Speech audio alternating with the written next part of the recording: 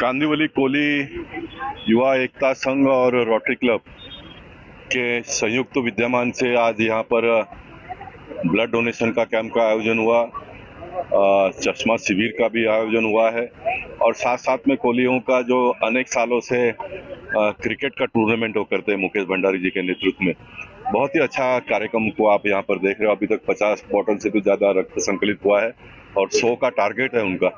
और मैं मानता हूँ कि खेल कूद के साथ साथ में सेवाभावी काम भी लोगों ने करना चाहिए। मैं हमेशा कहता आया हूँ और मेरी बातों को सुनकर कुछ लोगों ने उसे अपना लिया। इसका निश्चित मुझे प्रसन्नता महसूस करता हूँ, मुझे खुशी हो रही है।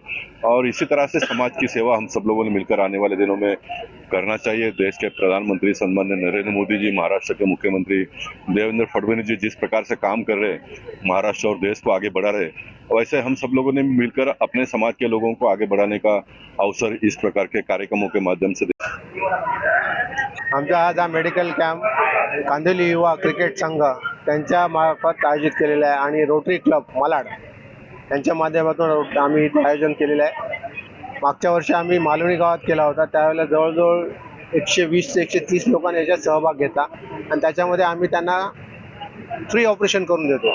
कॅट आहे ऑपरेशन फ्री करून देतो। त्याच्यासाठी आम्हाला रोटरी क्लब फार मोठी मदत करते आणि त्या माध्यमातून आमचे एक खेळाडू आहेत चंद्रकांत, त्यांनी ह्या आयोजन करण्यामध्ये फार मोठा सहभाग घेतलेला आहे आणि आम्ही ह्या वर्षी सुद्धा जे कोणी कॅट आहे ऑपरेशन त्यांना मोफत ऑपरेशन करून देणार। ते मोफतमध्ये तुम्ही आमनागरी सेवा ठेवलेली आहे की त्यांचं जे पण चेकअप असेल ते सगळं आम्ही फ्रीमध्ये त्यांना करून देऊ। जास्तच काय प्रॉब्लेम असेल किंवा काय असेल ते डॉक्टर त्यांना त्यासाठी सहकार्य करतील की कशा प्रकारे तुम्ही केलं पाहिजे।